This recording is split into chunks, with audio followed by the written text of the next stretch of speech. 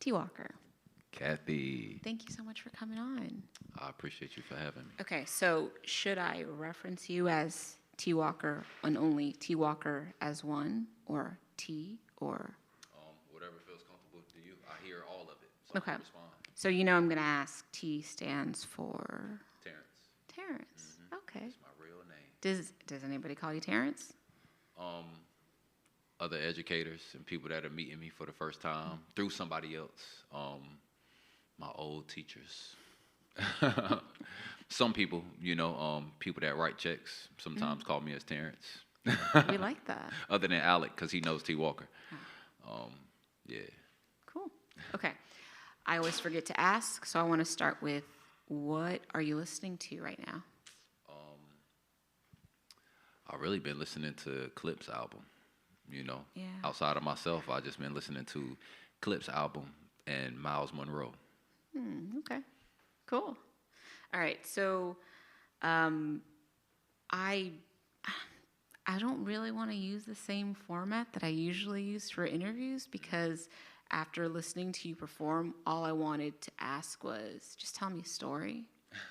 So, can you tell me a story about your childhood? Let's Ooh, I start have all there. type of different stories. Yeah. So how I even got into, I guess, singing. It was in the church choir. So of course we just had to go to church, not by choice, but by, this is what you're gonna do. And we had this choir director one time that and I can tell this story because I'm more mature, but at that time he was gay, right? So as Okay. kids, you make fun of that type of stuff, right? And his name was Albert. That's how he would say his name, Albert. And he was our piano player, but he would also like lead some of the songs. Okay. And one day he was leading a song, and I was like making fun of him. And it was oh, anyway you bless me, Lord, I will be satisfied. But I was joking around, right? And they were like, oh, that's funny. Well, you're gonna be in the front. So I began leading songs in the choir. There was that one. It's another that I can't think off the top right now. That were like the first two. But from there, not only was I leading those songs, but I look at it as a seed of confidence, because I got comfortable being in the front and doing those things. I was an athlete as well, so I was in the front because I was a good athlete. So What kind of athlete? I played basketball, I ran track. For a while I played soccer, but I wasn't the greatest at soccer because I didn't really like running a lot, But so those things were like, I was in the front, but that was one of those things that I constantly would like lead songs. And then I remember, what is it? Outkast. Hey, I'm afraid and I'm scared as a dog, but I got a new song and I want y'all to sing along. So I would like find myself blending, I guess, what they would call secular music with like gospel songs. Okay. And that's kind of where like even part of my creative gene and thinking out of the box came from being in the choir and hearing other music. Because I was singing at that time, I was hearing other things. And I was in the band as well. And my aunt told me anything I did music-wise, she would invest in. So I wanted to play the drums, but everybody wanted to play the drums. So they were like, well, how about let's try another instrument that nobody's even thinking about. And so I played the baritone and eventually began to play the tuba. Oh, cool. But I wasn't really that great at reading music. Okay. I was great at the tuba, but I wasn't really great at reading music. But it developed my ear. So along with being in the choir and being in the band and then blending all of these different types of music together, it leads to today. I see. So it's pretty clear from your music that there are a lot of religious elements. And obviously you mentioned growing up in the church. So big question, what does religion mean to you? What does it do for you? How does it impact your life right now? So in short, I'll say religion sometimes feels like a box, because there's so many different other spaces of life or people that you can connect with that get like blocked out if you allow it. Right. So my dad is Apostle T.B. Walker. My grandmother is a retired minister. My uncle who's in prison is Apostle Lewis Hill. My aunt is Prophetess Hill. Her husband is Minister Michael Hightower. So I come from that, and then on my mom's side, I just grew up in the church because we in the South, and that's what you're gonna do anyway. Sure. And my aunt was one of the choir directors, which is how I was always in that space. So that's my foundation, regardless of what other things I've experienced or who I come in contact with. When people ask me what are my religious practices now, I'm like, I am. I am. It's some Hebrew Israelites right outside right now that, like, when I leave, I just might go have a conversation with them just to have the conversation with them. Okay. You know, but majority of my foundation is Christian based. When I lived in Wilmington, Delaware, that's when I really got introduced to so many other walks of life. I didn't even know that there were so many different sections of the Muslim faith, you know, so I began to have encounters with people and have conversations about their faith. And I would also see so many parallels and similarities that I'm like, why are we gangbanging on religion? You know, so that's one of the things that makes me say sometimes it feels like a box, Right. because it's so many things outside of it. And I feel like our religious practices are a foundation for our faith, for us to be able to reach higher. You know, at the same time, I feel like, how can you box God in one space? His story is told in so many different ways. I had a conversation with a lady, and she was like, but the Bible is encompassing God's entire personality. And I'm like, absolutely. And you hear some of the same things in the Bible that you hear in the Quran. Some of these same principles are practiced in other places. So are we limiting God? You know, and I ain't one that want to limit God. Yeah, I totally agree. That makes sense. Yeah. So you mentioned Wilmington. I did want to ask, geographically, where have you been? Where did you come from? So I was born in Wilmington, Delaware. Okay. But I grew up in eastern North Carolina, in Maysville, which is Jones County. Eventually would be in Jacksonville, North Carolina, where I did middle school and high school. Once I graduated high school, I was here in Winston-Salem. I went to Winston-Salem State. I dropped out, and so I'll tell this story. So I remember while I was in college, so I had a lot of anger and things like that, right? And there were certain things I was getting into, people that I was affiliated with. Okay, I'm going to stop you there. Anger about what? So this is the first time I probably talked about this on a mic. Now No, it's all good. A therapy session now, but I ain't tripping. I'm an open book, and like in everything that I do, I ask people these type of questions. So me and my dad, some of our relationship was like, me and my dad had a great relationship. I never hated him. It was just like the discipline was violent. So, and I didn't live with my dad. So I experienced those things when I would be with him during the summer, or if I would get in trouble in school, then the discipline would be extreme. But I also got a chance to know his story and understand why, you know, which is why like stories and getting to the root is always key with me. Yeah. And so, but I never hated him. I just carried that anger and it went into other places. So if I'm a very chilled and relaxed person, but if I flip, you know, so that's why I have songs like Raw Elements, where I'm like, you can be dark because it's nature, or you better be light because it's nature. I'm speaking from all of these experiences, so I'm really oftentimes hoping to talk about them without just throwing it out there. But it was a young lady I was dealing with, and she was like, yo, you're very intelligent, and you're in college. Why are you doing these things? And I was like, you're right. And it was crazy because I think maybe a year or two later, J. Cole would drop Lights, Please. And there was a very similar story and message in that song. And I connected with it. And I just thought that was interesting. But I dropped out of Winston-Salem State, and I went home to Jacksonville, North Carolina. And I had one of my friends, Rico, who's much older than me. And he was like, yo, you been home for some days. Like, did you graduate? Did you get a degree I don't know about? And I was like, nah, I'm done. He was like, that's dumb. He was like, you were supposed to be the one to do this, this, and that. And it made me feel so crazy that like 2 or 3 days later, I got a train ticket and I went to Wilmington, Delaware, where my dad was, which ultimately created the space for us to have a conversation about those things that we just discussed. And it really shifted a lot of things for me because I really didn't know that was a weight. I knew I didn't like hate him or feel a way towards him. We had an amazing relationship all the way up to like high school. We talked every morning and he would pray with me before I went to school. So we had a good relationship, but you just don't know what you're carrying sometimes. And I was able to like release those things, and it changed the trajectory of my life. So I was in Wilmington, Delaware. Then I came back to North Carolina, and from there I was just kind of like a nomad. Like I'd be here, I'd be in Atlanta, I'd be in Portland, Oregon, I'd be back here, and then eventually I'm here. So here forever. Never forever. I don't know what's next. I just know that I'm here to lay foundations, and I know I'm going to be here for, it could be decades. I just don't know what's next, whether it be Ghana or heaven. I don't know, but I'm here for now. Okay. Can you tell me a story about love?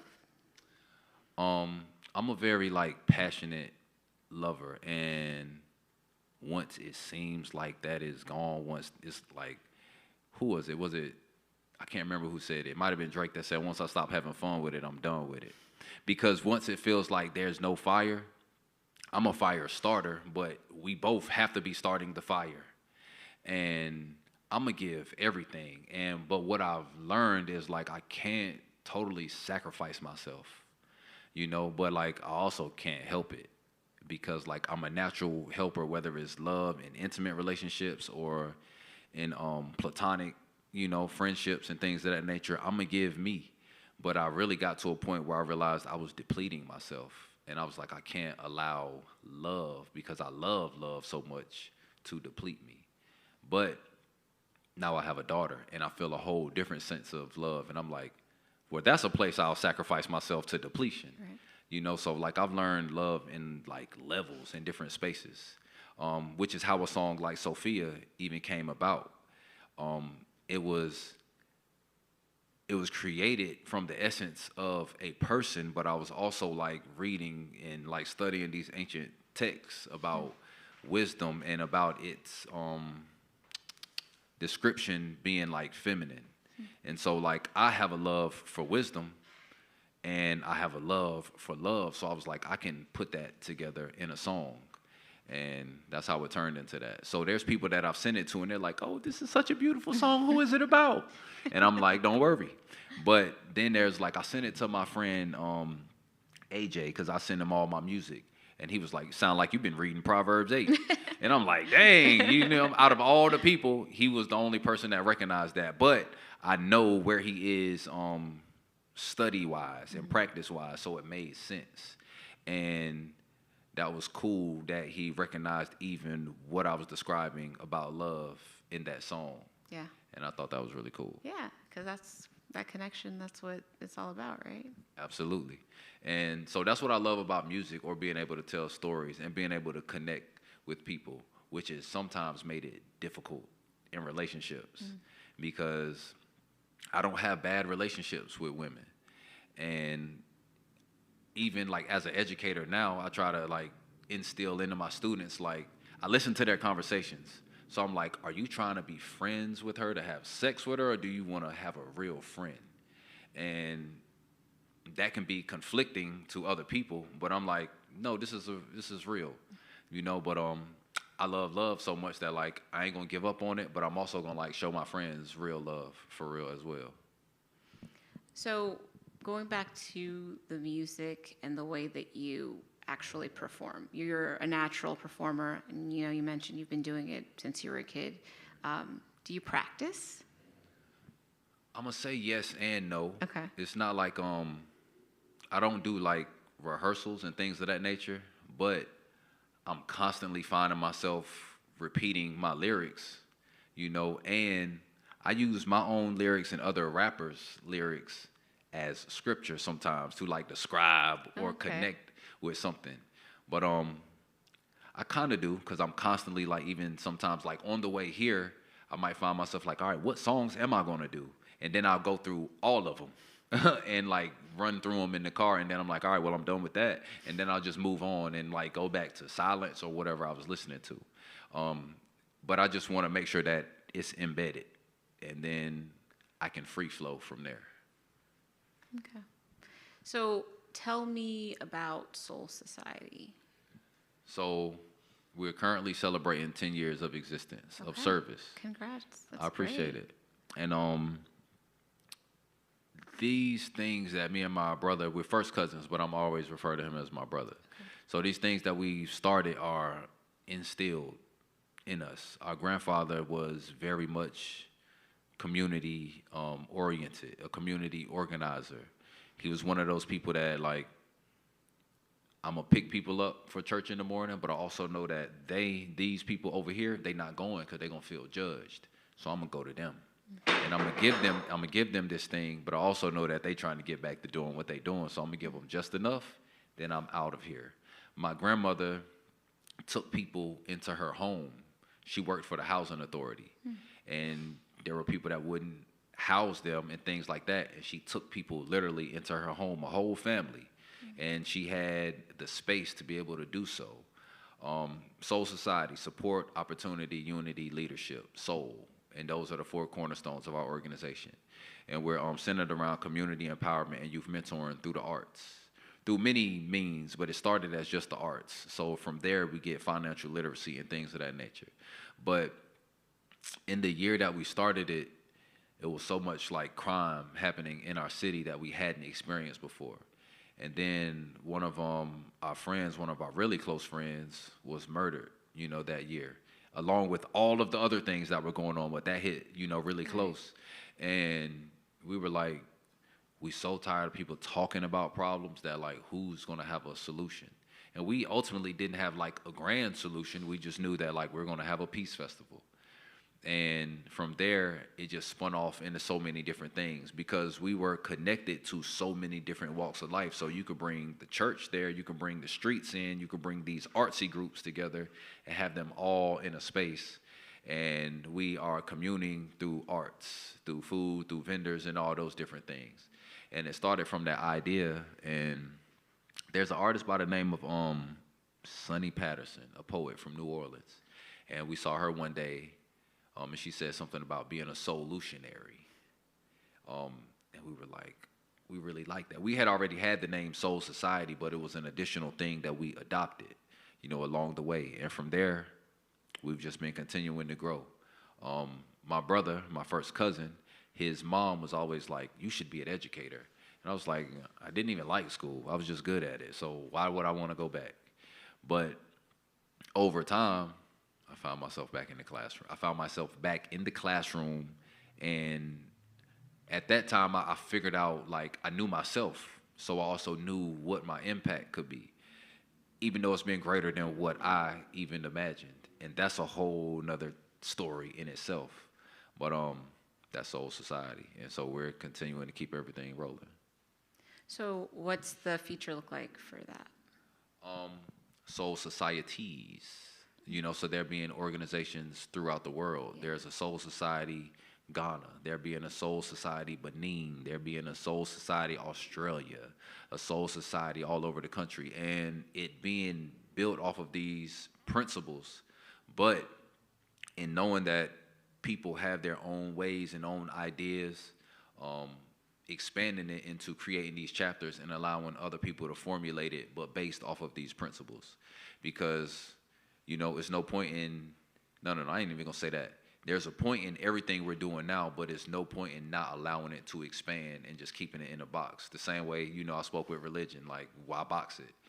So we want it to continue to grow, but as we connect with different people, as we work with different students, I want some of them to be the ones that run these chapters, because they grew up in it, because they know the principles, because they live the principles, instead of having to train people into principle, which that's natural. But if people come up in it and they experience it and it becomes them as well, then it doesn't have to force. And I don't want to do anything by force anymore. So what does the future look like for your music? I don't know, movies.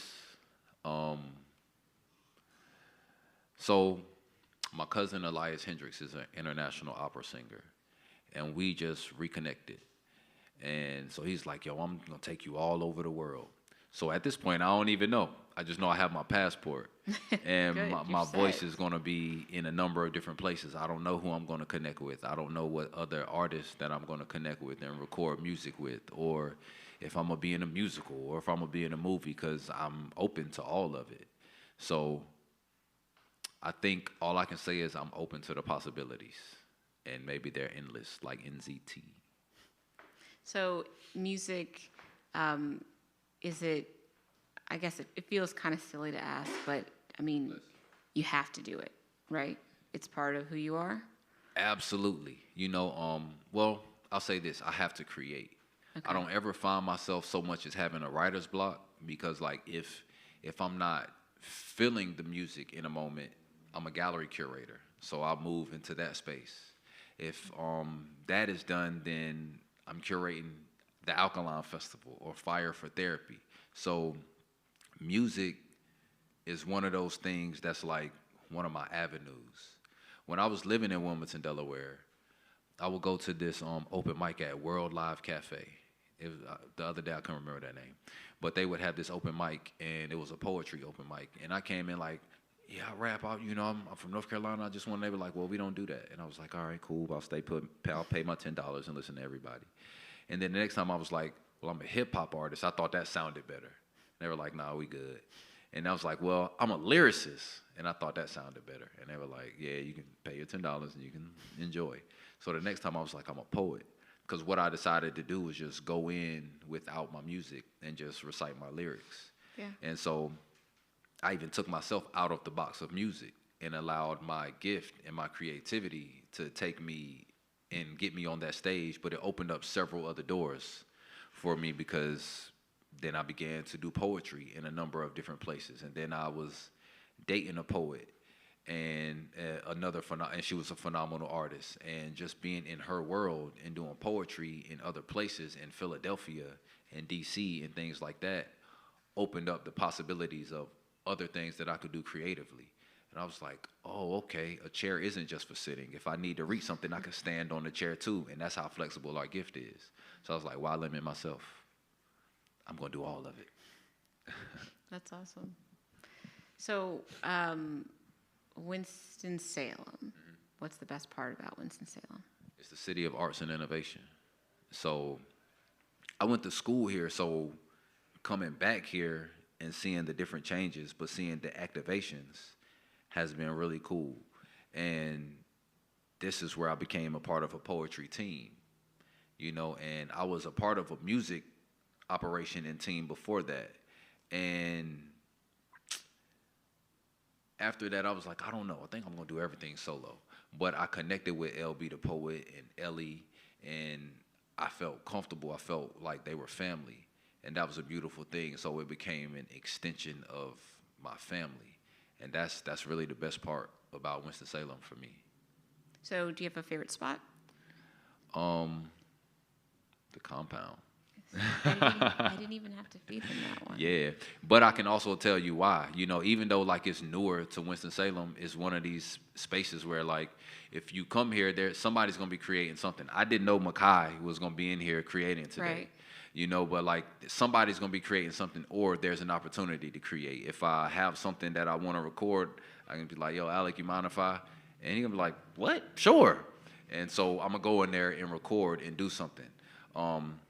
But that's the beautiful thing about this space. Like there's many different places where people can connect, but if you are intentionally looking to connect, then you can come here and find art, so you can find creative, so you can find something, that you're seeking. Or maybe if you're not seeking it, it'll find you. And I feel like the compound is one of these spaces. Cool. Okay, last thing is lyric trivia. Okay. You know what? I'd love to tell you the genres, but I kind of mixed them up and I forgot what they are. So you're going to give me some trivia I'm and just you gonna, don't even know? I know. I'm just like, you know what? We're just gonna throw it your way. And All right, let's do it. okay, let's. The last person I did this with, dang, I thought his pain was going to be right there, was Main Man. It's one of our brothers that transitioned. And I went to his radio show, and he did some lyric trivia with me. So So you're ready. shout out the main Okay. man. I ain't saying I'm ready. I'm just saying shout out the main man. Okay. All right. What did Eddie Murphy's girl want to do? Party all the time. See, yeah. Okay. All right. My girl.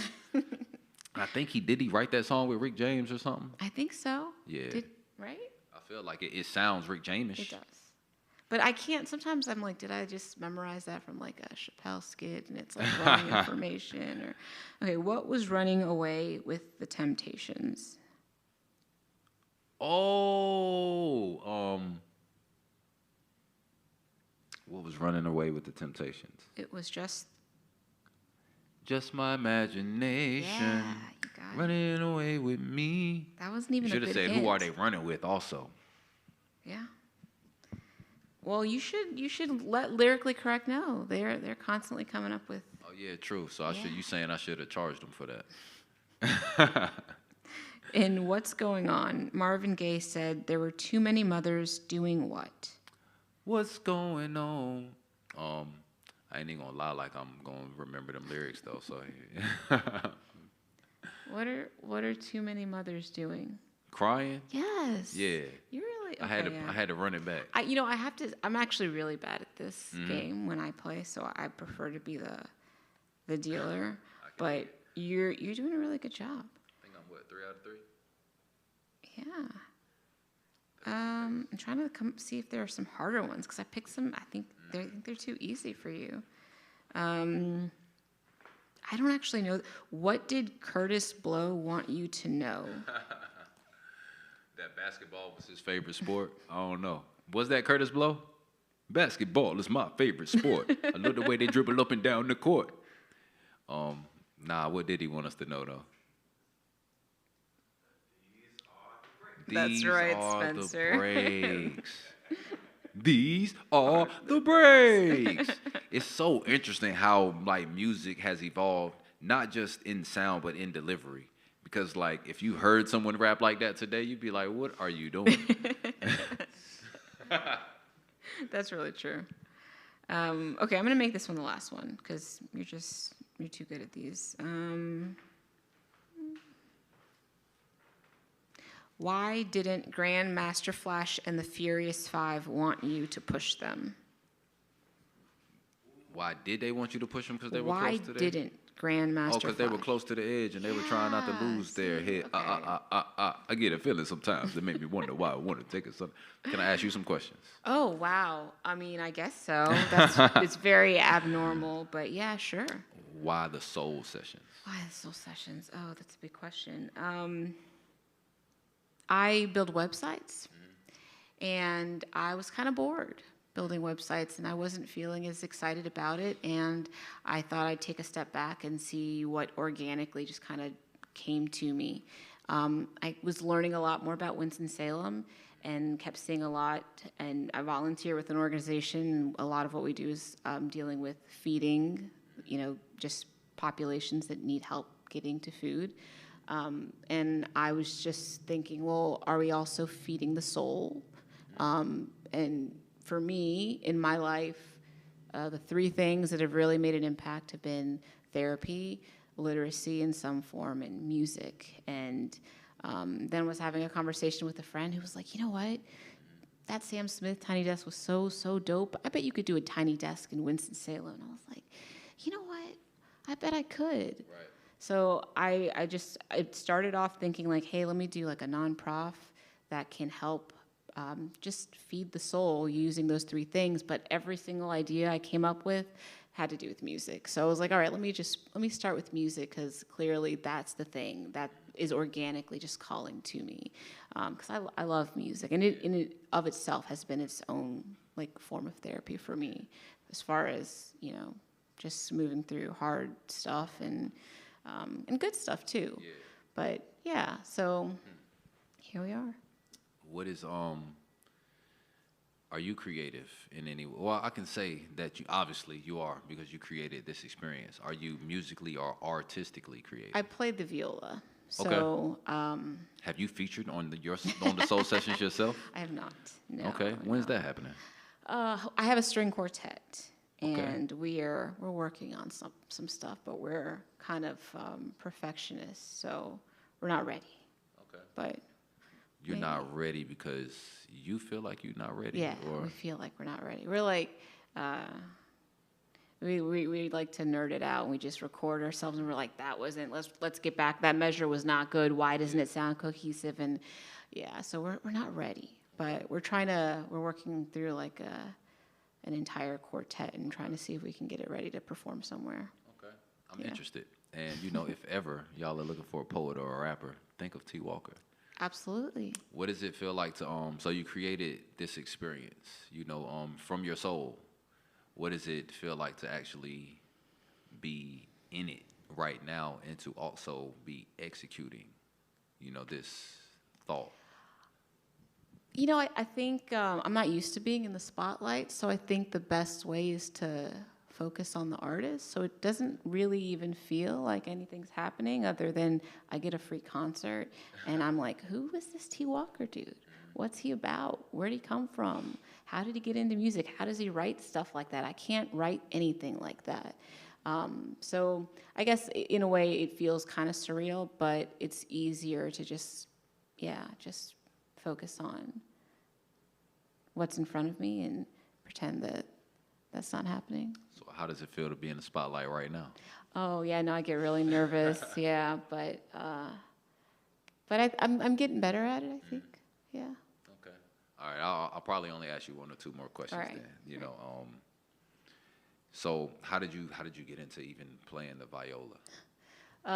Fifth grade. Fifth grade. I grew up in Northern Virginia, and if you were interested in orchestra, you got out of Miss Taylor's math class, and she was the worst.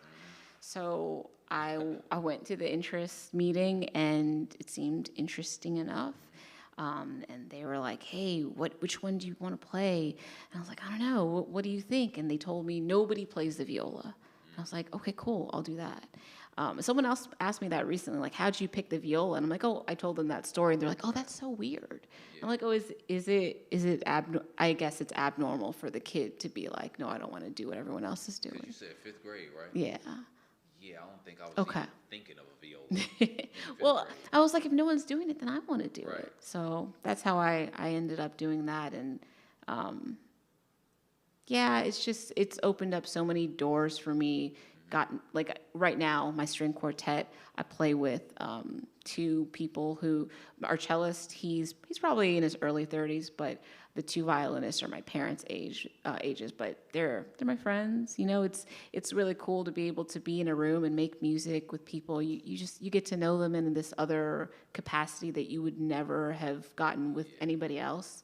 I probably, if I would have walked past them on the street and wouldn't have ever, connected with them. But instead, we have interesting conversations, and yeah, so.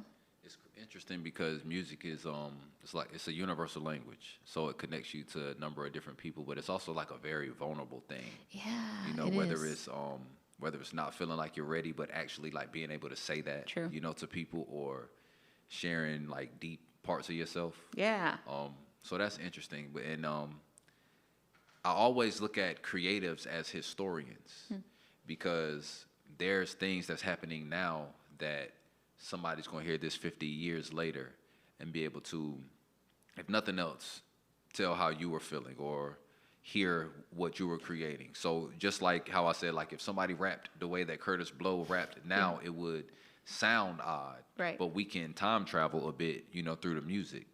My final question. How has it been hosting your soul sessions here at the compound? The compound is my favorite place in Winston-Salem.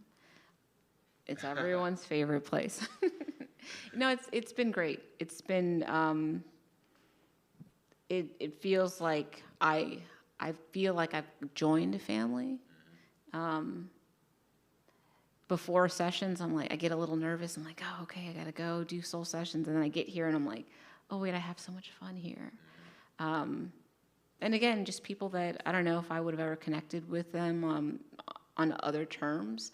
But to be able to sit around and talk about music, and I tell my husband, I'm like, these are my people, because we can, sit and we're like, let's talk about this album. Yeah. What did you think about this album? Let's go track for track. That's what I love that. I love that. And when someone's like, yeah, here's a new artist, and I'm like, I don't know who that is. I love that too, because I feel like the thing that I hate the most is when people say things like, there's no good new music being produced that's any good. I feel like You a rock? I feel like people who say that are also generally people who only listen to like one genre of music too, which is so limiting.